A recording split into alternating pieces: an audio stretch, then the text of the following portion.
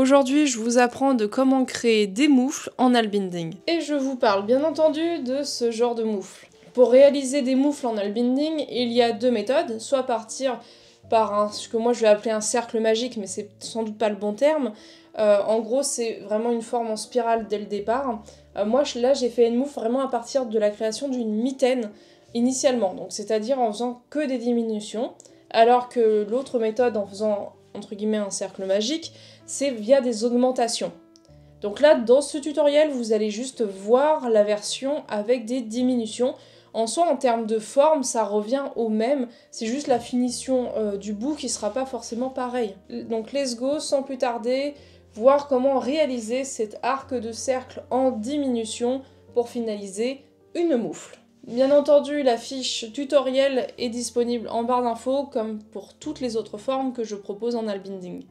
C'est entièrement gratuit, donc profitez-en au téléchargement en barre d'infos. Pour cela, on aura besoin de laine. La mienne vient de chez Berger Cathars, c'est une boutique qui vend de la laine de qualité. On aura aussi besoin d'un récipient avec de l'eau, d'une aiguille, ainsi qu'un ciseau. Maintenant que nous avons tout ça, on peut commencer. Pour commencer, encore une fois, il faut que vous ayez fait une mitaine, donc je vous renvoie vers une autre vidéo. Il faut que vous ayez fait aussi la partie de votre pouce, donc je vous renvoie dans une autre vidéo. Là, on se concentre sur le haut et comment finir la moufle. Normalement, vous n'avez pas fermé votre dernier point de mitaine, puisque vous comptiez faire une moufle. Si c'est le cas, va falloir recréer un point de départ pour raccorder. J'ai gardé du fil, donc on va pouvoir continuer avec ce fil. Avant de débuter, moi je vous conseille de placer une épingle pour vous faire un marqueur, puisque là il va falloir compter le nombre de tours que vous réalisez. On va placer une épingle juste en dessous pour se rappeler où nous sommes. Et là on va pouvoir commencer. Là pour commencer, rien de bien compliqué, nous allons réaliser 6 tours supplémentaires, d'où le fait de marquer sa maille pour se rappeler le nombre de tours où nous sommes. Donc là on fait vraiment des points normaux pendant 6 tours. Donc c'est-à-dire qu'on prend l'aiguille,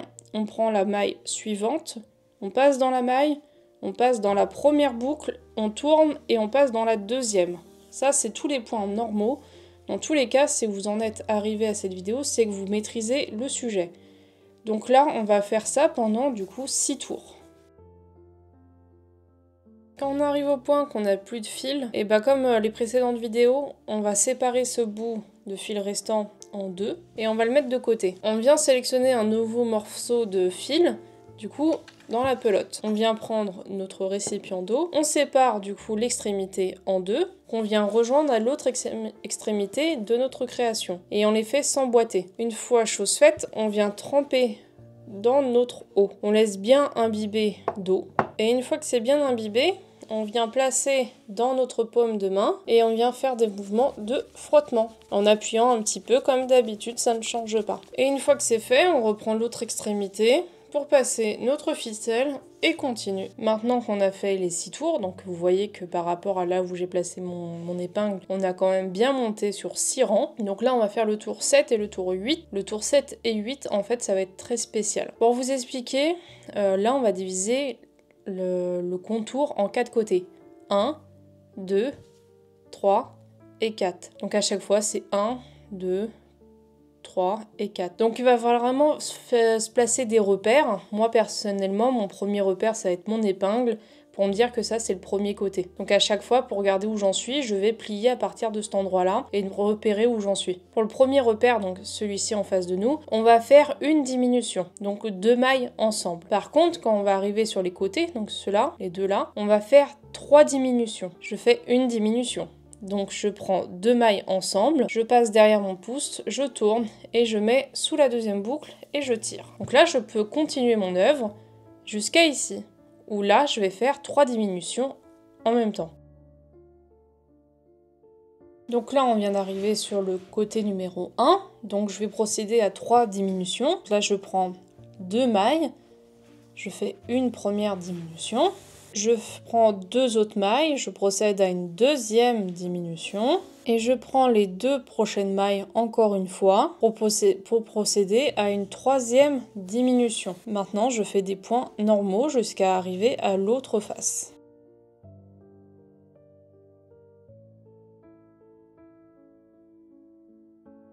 Là, je suis arrivée au niveau de l'autre face, donc je procède à une diminution.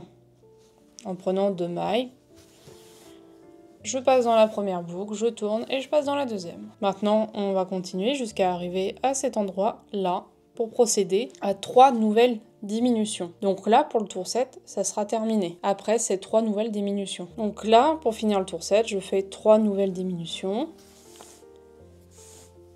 1, 2,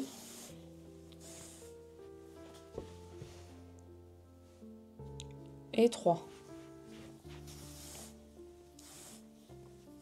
Vous voyez que petit à petit, ça va commencer à se resserrer. Donc il faudra faire attention, puisque vu que votre nombre de mailles va diminuer, au prochain tour, ça va être beaucoup plus rapproché, le moment où vous allez diminuer. Donc là, on va arriver jusqu'à à peu près ici, comme vous voyez, et on va pouvoir commencer du coup le tour 8. Donc là, je vais faire une diminution,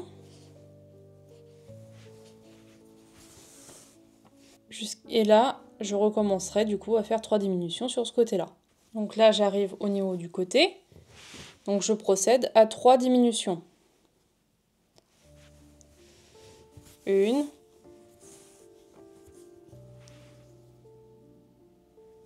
2,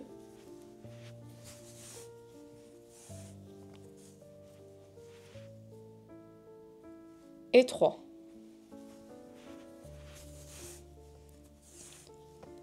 Donc on va continuer jusqu'à arriver au milieu.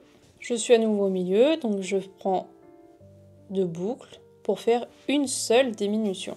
Donc là j'arrive à nouveau sur le dernier côté, du coup on va diminuer. Donc là je fais 3 diminutions, donc là j'en fais une première en prenant que 2 boucles. Deux autres boucles, donc ça fera ma deuxième diminution. Et du coup, encore 2 boucles pour faire ma troisième diminution. Donc là, je fais que des points normaux pour arriver à nouveau au milieu. Et comme je suis à nouveau au milieu, je peux faire une autre diminution pour finir le tour 8. Le tour 8 est maintenant terminé. On passe au tour 9 qui correspond à un point normal, une diminution, cette fois d'affilée. Donc je fais un point normal.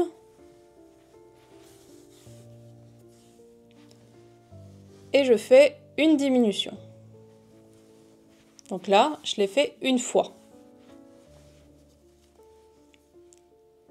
Un point normal.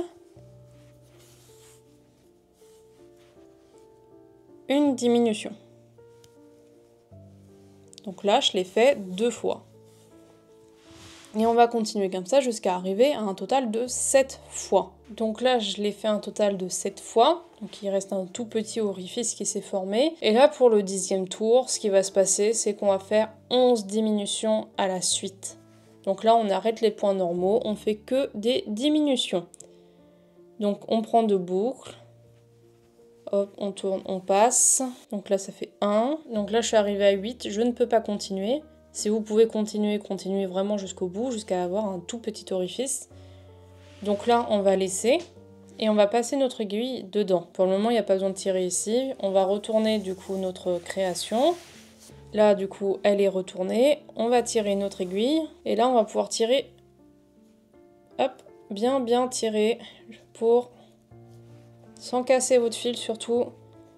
Voilà, on est pas mal. Donc là, on va faire 3 points de couture. On va pouvoir couper un petit fil, comme ça.